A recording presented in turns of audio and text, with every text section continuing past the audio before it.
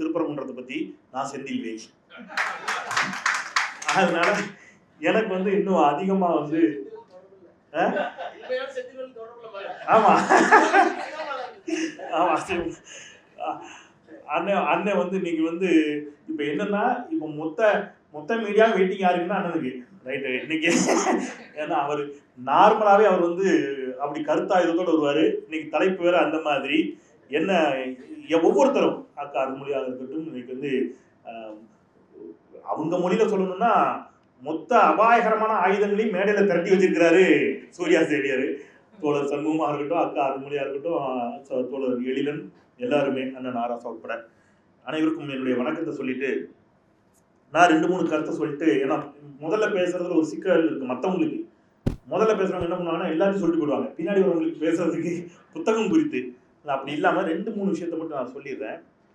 இந்த புத்தகம் முதல்ல காலத்திலேயே வந்த ஒரு புத்தகம், ரொம்ப முக்கியமான ஒரு டைம்ல வந்திருக்கக்கூடிய ஒன்று. சூர்யா சேவியர் அவர்களுக்கு உள்ளபடியே தமிழ் சமூகம் கடமைப்பட்டிருக்கிறது. அவர்களுடைய நெஞ்சம் நிறைந்த வாழ்த்துக்களை நான் சொல்றேன். நீங்க இந்த ராவுத்தர் அப்படின்னா இஸ்லாமியர் தான் நம்ம எல்லாரும் நினைச்சிட்டு இருக்கோம். இந்த புத்தகத்துல ஒரு இடத்துல சொல்றாரு, அருணகிரிநாதர் தன்னுடைய சுந்தர அலங்காரத்துல கந்தர் கலிவெண்பா நூலில் முருக கடவுளை எப்படி குறிப்பிடுறாரா அப்படின்னா, சூர்கொன்ற ராவுத்தனே மா மயிலேறும் ராவுத்தனே அப்படின்னு பாடுறாராம். அதாவது அருணகிரிநாதர் முருகப்பெருமானையே யாரா சொல்லிட்டாரு? ராவுத்தரா சொன்னதுக்கு அப்புறம் கந்தருக்கு சிக்கந்தருக்கு ஏன்டா சண்டை எடுத்து விட பாக்குறீங்க, முருகனே ராவுத்தர் தான்டா அப்படிங்கிற மாதிரி நான் சொல்லல. இப்போ உடனே செந்தில்வேலை ஆன்டி ஹிந்துன்னு கிளம்பிடக்கூடாது ஐயா ஹெச் ராஜா. இது நான் சொல்லல, அருணகிரிநாதர் சொல்லியிருக்கிறாரு. அருணகிரிநாதர் சொன்னது எழுதினது சூர்யா சேவியர். அதனால ஏன்ட்ட என்ன செய்யக்கூடாது, சண்டைக்கு வரக்கூடாது அப்படிங்கிற சொல்லிட்டு, அப்புறம் நீங்க வந்து பேரு, நீங்க தமிழ்நாட்டினுடைய பேர்களை நான் வந்து யோசிச்சு பார்க்குறேன். இப்போ சமகாலமா நம்ம எல்லாரும் மீட்டிங்ல பேசும்போது ஒன்று சொல்றோம், நர்கீஸ் கான் அப்படின்னு ஒரு இஸ்லாமிய தோழரை வந்து எப்படி வந்து நீங்க வந்து கோயிலுக்கு இந்து கோயில் அறங்காவலர் குழுவுக்கு நியமிக்கலான்னு நம்ம வாழும் சாக்ரட்டிஸ் ஹெச் ராஜா கோவப்பட்டாரு. உங்க எல்லாருக்கும் தெரியும். ஹெச் ராஜாவை அறிஞர்னு யார் சொன்னாங்கன்னா சீமான் சொன்னார். அது இன்னொரு கதை, அதுக்குள்ள இங்க மேலே போக வேண்டாம். அந்த அறிஞர் ஹெச் ராஜா, சீமானால் அறிஞர் என்று பாராட்டப்பட்ட ஹெச் ராஜா ஒரு இஸ்லாமியர் நர்கீஸ் கானை எப்படி ஒரு இந்து கோயிலுக்கு அறங்காவலர் குழுவில் நியமிக்கலாம்னு ஒரு பஞ்சாயத்தை கிளப்பினாரு. மீடியாலாம் மைக்க தூக்கிட்டு நர்கீஸ் கான்ட்ட போனா அவர் சொல்றாரு நான் ஹிந்துங்கிறாரு. அப்புறம் ஏன் நர்கீஸ் கான் பேர் வச்சுக்கிறீங்க அப்படின்னா, அது வந்து எனக்கு எங்க அம்மாவுக்கு அவருடைய அம்மாவுக்கு டெலிவரி பார்த்த டாக்டர் பேர் நர்கீஸ் கான். ரொம்ப நெருக்கடியான காலகட்டம், தாய் பிழைப்பாங்களா புள்ள பிழைப்பாங்களானே தெரியாது, தாயும் செய்யும் உயிரோடு வருவதே கடினம் என்று சொல்லப்பட்ட போது அந்த நர்கீஸ் கான் மிகச்சிறப்பாக மருத்துவ சேவையை வழங்கி என் தாயையும் காப்பாற்றினார், என்னையும் காப்பாற்றினார். அதனால் எனக்கு நர்கீஸ் கான் என்று பெயரிடப்பட்டது. மற்றபடி நான் ஹிந்து தான். இப்ப நம்ம பார்த்தோம் சென்னை பெருமலை வெள்ளத்துல ஒரு இஸ்லாமிய இளைஞன் யூனுஸ் கான். அந்த யூனுஸ் கான்ங்கிறது ஆண் பேர்.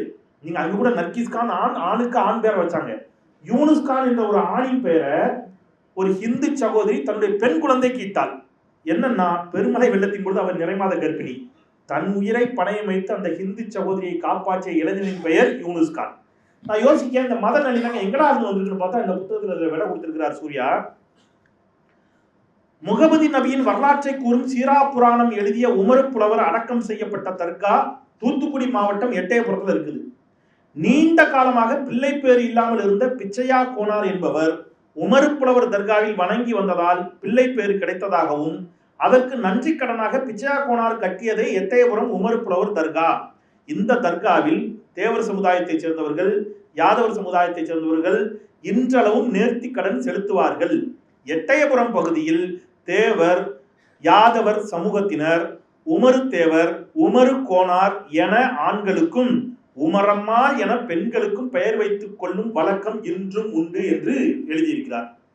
இப்ப இவங்க எல்லாரையும் ஆன்டி ஹிந்துன்னு சொல்லுவாரா ஹெச் ராஜா அப்படிங்கிறதா நம்மோட கேள்வி. அப்புறம் திருப்பரங்குன்றத்தை, மதுரையை அயோத்தியாக மாற்றணும்னு கிளம்பி இருக்கிறாங்க. அயோத்தியிலிருந்து கிளம்பி வந்தவர் தான் இந்த தர்காவிலே அடக்கம் செய்யப்பட்டு ஹிந்துக்களும் போய் வழிபட்டு இருக்கிறாங்க அப்படிங்கிறது எனக்கு இந்த நூலை படிக்கும் போது தெரிஞ்சது. அயோத்தி எங்க இருக்கு? உத்தரப்பிரதேசத்துல. அந்த உத்தரப்பிரதேச மாநிலம் அயோத்தி அருகில் உள்ள மாணிக்கப்பூரில் 1491 பிறந்து இஸ்லாத்தை பரப்பி தஞ்சைக்கு வந்து சேர்ந்த சையது சாகுல் ஹமீது காதர் என்பவர் அடக்கம் செய்யப்பட்டுள்ள இடமே நாகூர் தர்கா. இப்ப பிரச்சனை எங்க போய் நிக்கிறது பாருங்க. நீங்க திருப்பரங்குன்றத்தை அயோத்தியா மாத்திரம்னு சொன்னீங்க, பட் அயோத்தியிலேருந்து கிளம்பி வந்து ஒருத்தர் நாகூர் தர்கான்னு அங்க அவர் வந்து அடக்கம் செய்யப்பட்டிருக்கிறார். அந்த நாகூர் தர்காவிற்கு தமிழ்நாட்டில் இருக்கக்கூடிய பெருவாரியான இந்துக்களும் ஏன் கிறிஸ்தவர்களும் போய் வழிபட்டுக் கொண்டிருக்கிறார்கள் என்று சொன்னால் இந்த மத நல்லிணக்கம் தான் தமிழ்நாட்டினுடைய அடையாளம். இங்க வந்து கடவுள் மறுப்பை உறுதியாக கொள்கையாக கொண்டிருக்கக்கூடிய அக்கா அருள்மொழி அவர்களும் தோழர் எழிலன் அவர்களும் அண்ணன் ஆராசா இந்த மேடையில் இருக்கவங்களுக்கு அவர்களும் இந்த என்ன சொல்றது இந்த நாட்டினுடைய அங்கம், அவர்களுக்கும் இங்கே இடம் உண்டு. முழுமையா ஹிந்து மதத்தை மட்டுமே நம்பக்கூடியவர்களுக்கும் இடம் உண்டு. முழுமையாக இஸ்லாத்தை மட்டும் ஏற்றுக்கொண்டவர்களுக்கும் இங்கே இடம் உண்டு. இங்கே அவரவர் மார்க்கம் அவரவருக்கு லக்கும் தீனுக்கும் வலியதின் என்ற திருக்குர்ஆனின் அடிப்படையில் என்ன இருக்கு, தமிழ்நாடு இன்றைக்கு இந்த திராவிட மாடல் ஆட்சியில் இயங்கிக் கொண்டிருக்கிறது. அது கெடுப்பதற்கு தான் ஒரு வேலை. நான் 2 செய்தியை சொல்லிட்டு விடைபெற்றுறேன்.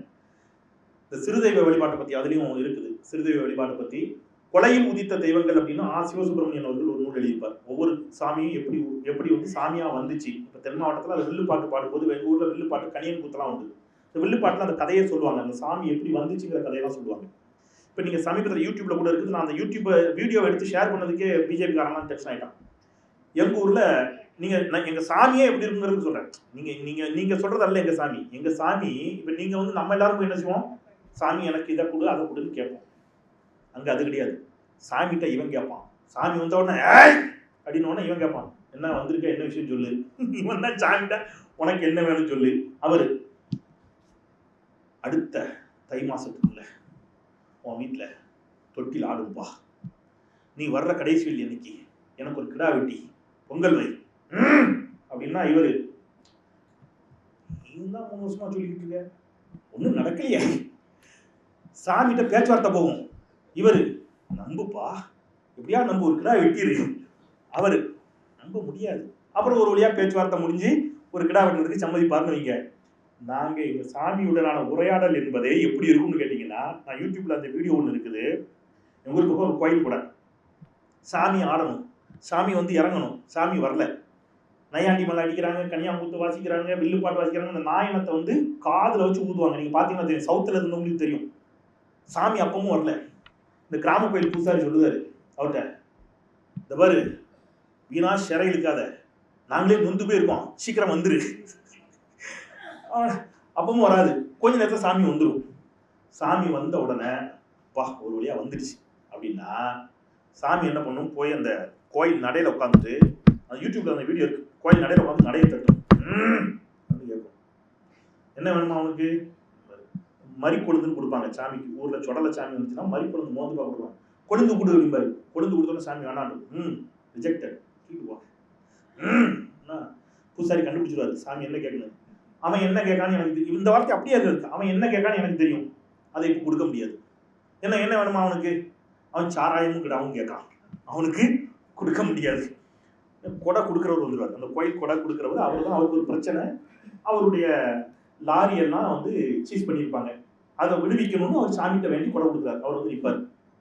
என்ன கேட்கான், என்ன அவனுக்கு அப்படிம்பார். கொடை கொடுக்குறாரு. அவன் சாராயமும் கிடாவும் கேட்கான், அதை கொடுக்க முடியாது. பக்கத்தில் அம்மன் வந்து சைவ படைப்பு, அங்கே பக்கத்தில் அம்மன் இருக்க, எப்படி கொடுக்குறது. இவர் பூசாரி சொல்லுவார், இந்த வார்த்தையை நல்லா கவனிச்சுங்க. பூசாரி இந்த வார்த்தை அப்படி சொல்லுவார் சாமியை பார்த்து, இன்னொரு அவன் ரொம்ப சீரழிஞ்சு சின்னாகுணம் ஆகி போய் நிற்கிறான், அவன் கொடுக்கறத வாங்கிட்ட, நீயும் நல்லா இருக்கணும் அவனும் நல்லா இருக்கணும் பார்த்துக்க. யார சாமிட்ட நீயும் நல்லா இருக்கணும் அவனும் நல்லா இருக்கணும் பார்த்துக்க, இப்படிலாம் அவனை வந்து தொந்தரவு பண்ணாத. அவர் திருப்பியும் ஒரு பேச்சுவார்த்தை, அவர் சாமி விடாது, கொடுத்தே ஆகணும் அப்படின்னு பூசாரி ஒரு முடிவு கூறாரு. சரி கிடா வெட்டி, இன்னைக்கு நைட்டே கிடா வெட்டிடும் அப்படின்னு கேட்பாரு. பக்கத்தில் அம்மன் இருக்க, சைவமாச்சே அப்படிம்பாரு. அது ஒன்றும் பிரச்சனை, ஒரு திரையை போட்டு மறைச்சிடுவோம், அவ்வளவுதான்டா.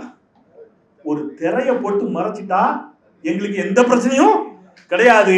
இந்த பக்கம் சைவம், இந்த பக்கம் அசைவம், நடுவில் ஒரு திரையை போட்டா எங்களுக்கு எந்த பிரச்சனையும் இல்லை என்று சொல்கின்ற பொழுது, நீ அங்க இருக்கிற சிக்கந்தர் தர்காவுல ஆட்டை வெட்டிட்டான், கோழியை வெட்டிட்டான்னு பிரச்சனை பண்றிய. நாங்க ஹிந்து கோயிலையே சைவ சாமிக்கும் அசைவ சாமியும் ஒரே இடத்துல வச்சு 2 பேருக்கு நடுவுல கிடா வெட்டும் போது ஜஸ்ட் ஒரு திரையை போட்டு வெட்டிட்டு சாமியை கூட்டிட்டு போயிடுறோமே, உனக்கு என்ன பிரச்சனை? நீங்க இதுதான் நம்முடைய சாமி கும்பிடுற மரபு, இப்படித்தான் கும்பிட்டு இருக்கிறோம். இப்ப இங்க பிரச்சனை என்னன்னா, இதுல இங்க இருக்கிறவங்களுக்குலாம் உடன்பாடு இருக்கா, நம்பிக்கை இருக்கா, அது வேற. அது நம்பிக்கை இருக்கலாம், இல்லாம இருக்கலாம், அது அவங்களுடைய உரிமை. பட் இந்த அரசு ஒரு விஷயத்துல உறுதியா இருக்கு, மத நல்லிணக்கம். நான் ஒரு வார்த்தை சொன்னேன், லக்கும் தீனுக்கும் வழியது, இஸ்லாத்தில் சொல்லக்கூடியது. அவரவர் மார்க்கம் அவரவருக்கு. இதை நம்மாழ்வார் சொல்கிறார். அவரவர் தமது மது அறிவறி வகை வகை, அவரவர் இறையவர் எனவழி அடைவர்கள், அவரவர் இறைவர் குறைவிலர் இறையவர், அவரவர் விதிவழி அடைய நின்றனரே. ரெண்டும் ஒண்ணுதான். எந்த ஜாமி குறைஞ்சதுல சண்டை போடாம போய் சேருங்கடாங்கிறாரு. ஒன்றது பேருள் வழி அதற்கு ஆறுல. நீ சொர்க்கங்கிற ஒருத்தர், பரலோகங்கிறாரு ஒருத்தர், மறுமைங்கிறாரு. ஒண்ணுதான்டா ஊரு, போற வழிதான் வேற வேற. அப்போ தமிழ்நாடு இப்படியாகத்தான் இருக்கிறது. நீங்க எனக்கு இந்த புத்தகத்துல ஃபுல்லா படிச்சேன், என் கண்ணில் படலை, ஒருவேளை இருக்கான்னு தெரியல. எல்லா தர்கா பத்தி எழுதிங்க, நம்ம ஆத்தங்கர பள்ளிவாசலை பத்தி எழுதிருந்தீங்களா? ஏன் நம்ம ஊருங்கெல்லாம் விட்டீங்களா? அதமா, ஏன்னா ஆத்தங்கர பள்ளிவாசல் எங்க ஊர் பக்கம் ரொம்ப ஃபேமஸ். ஆமா, நீங்க இப்பவும் நான் ஒரு விஷயத்த நம்ம மாதிரி உறுதியா நம்புறேன். அவங்களுடைய சிக்கல் என்ன அப்படின்னா, தமிழ்நாட்டு அவர்களால் ஏன் புரிந்து கொள்ள முடியவில்லை என்றால், நெற்றி நிறைய திருநீர் இருக்கும், குங்குமம் இருக்கும், பள்ளிவாசல கை குழந்தையோட போய் நிற்பாங்க. சரியா? அவர் தொழுதுட்டு வர்றவர் பூதம் உண்டு. இவ்வளத்தையும் பண்ணிட்டு நெற்றி நிறைய திருநீர் குங்குமம், பள்ளிவாசல போய் தொழுதுட்டு வர்றவர்கிட்ட ஊதிட்டு ஓட்ட போய் உதயசூரியனுக்கு போட்டு பெரியார் வாழ்க்கைட்டு போயிடறான்.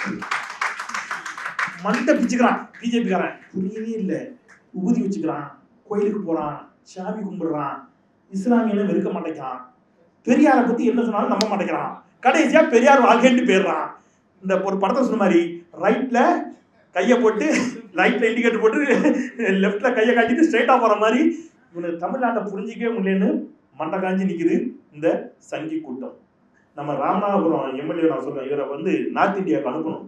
குறிப்பா உத்தரப்பிரதேசம் அனுப்புனா கொஞ்சம் யோசிச்சு பாருங்க. அவர் பேரு காதர் பாட்ஷா என்ற முத்துராமலிங்கம். நீ ஒருவேளை அவர் எம்பியா இருந்தாருன்னா யோசிச்சு பாருங்க. பார்லிமெண்ட்ல இருக்கிற பாஜக மண்டை காஞ்சுவான். What's your name? Khader Basha. Are you இஸ்லாமியன்? நோ. காதர் பாட்ஷா அலைஸ் முத்துராமலிங்கம். ஒண்ணு காதர் பாட்ஷா சொல்லு, எல்லாம் முத்துராமலிங்கம் சொல்லு. இது என்ன? அபூபக்கருக்கு அமாவாசைக்கும் தொடர்பான நம்ம ஊர்ல ஒரு பழமொழி கேட்பாங்கல்ல, எங்க ஊர்ல அபூபக்கருக்கு அமாவாசைக்கும் எப்பவும் தொடர்பு உண்டு. அதெல்லாம் பிரச்சனையே கிடையாதுங்கிற அளவுக்கு தான் நம்ம ஊர்ல இருக்கிறாங்க. திருப்பூர்ல ரோஸ் கார்டன்ல ஒரு பார்த்தோம், ஒரு பிள்ளையார் கோயில் கட்டணும். அந்த ஊர்ல இருக்கிறவங்க எல்லாரும் பெருவாரியாக இஸ்லாமியர்கள். மொத்தம் இருக்கிறதே இந்து குடும்பம் 2-3 குடும்பம். கோயில் கட்டணும்னு ஆசை, இடம் கிடையாது. அங்க இருக்கக்கூடிய பள்ளிவாசல் ஜமாத்தார்கள் பள்ளிவாசலுக்கு சொந்தமான இடத்த பிள்ளையார் கோயிலுக்கு தானமா கொடுத்து, பிள்ளையார் கோயில் கட்டுறதுக்கு நிதியும் கொடுத்து, கோயில் கட்டி கும்பாபிஷேகம் நடத்துற அன்னைக்கு தாய்வி டீச்சரா இஸ்லாமியன் 4 பேர் தாம்பாளத்தை சீரெடுத்துட்டு போயிட்டான். இந்த மத நல்லிணக்கம் இருக்கும் வரை தமிழ்நாட்டில் தாமரை இல்ல, தாமரை இலை, தாமரை காம்பு கூட மலராது.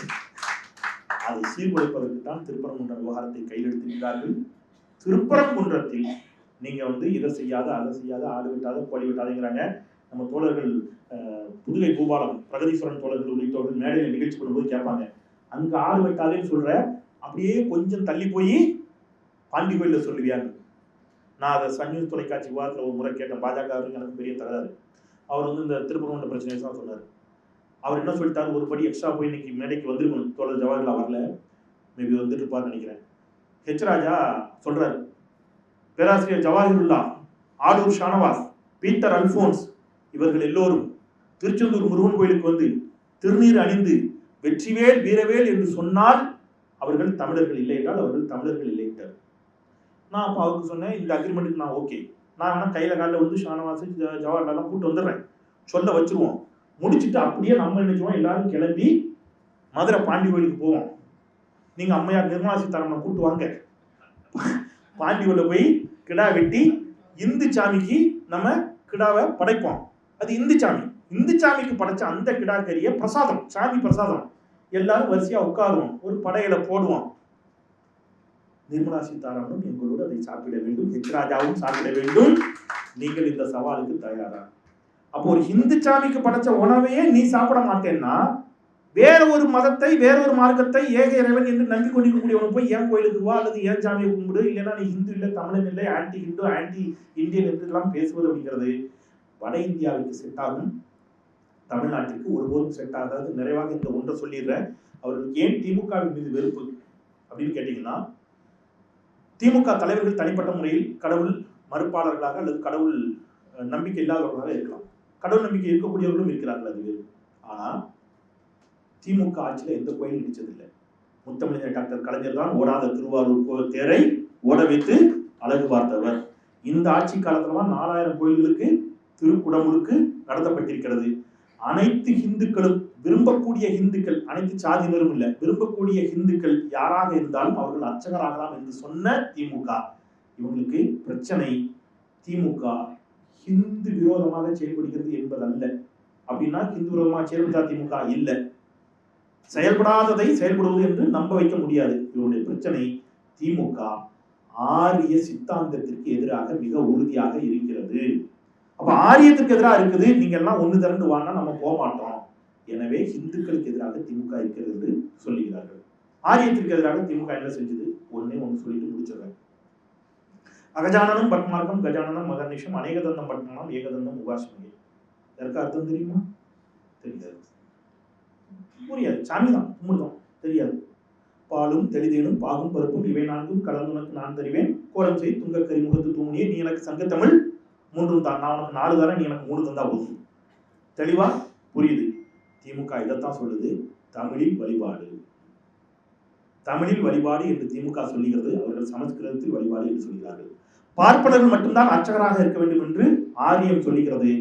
அனைத்து சாதியை சேர்ந்தவர்களும் முறையாக பயிற்சி பெற்றால் அர்ச்சகராகலாம் என்று திமுக சொல்லுகிறது. கோவில் கட்டுவதற்கு திமுக எதிர்ப்பல்ல, பள்ளிவாசலை இடிச்சுட்டு கோயில் கட்டணும்னா திமுக அதற்கு உடன்படாது. இதை புரியாமல் முதலமைச்சர் எவ்வளவு துணிச்சலோடு சொன்னார் பாருங்க. வேற எந்த ஸ்டேட்ல இது ஒரு நீங்க நம்மளுடைய முதலமைச்சர் உள்ளபடியே பாராட்டணும். ஒரு வார்த்தை சொன்னார், மதுரையில போய் தவறான நீதியை கொடுத்தான் என்பதற்காக மதுரையை எரித்த கண்ணகி வாழ்ந்த இந்த ஊர், நீதி வழங்குபவர்களே தவறாக நீதி வழங்கினாலும் நாங்கள் அதை விட மாட்டோம், அனுமதிக்க மாட்டோம் என்று சொல்லக்கூடிய ஒரு துணிச்சல் உள்ள ஒரு முதலமைச்சர் தமிழ்நாட்டிற்கு இருக்கிறார். we will face the consequences என்று அன்றைக்கு காவல்துறை அதிகாரி CISF வீரர்களை அழைத்து சென்ற போது சொன்னார் அல்லவா, அது நம்முடைய முதலமைச்சர் கொடுத்த துணிச்சல்.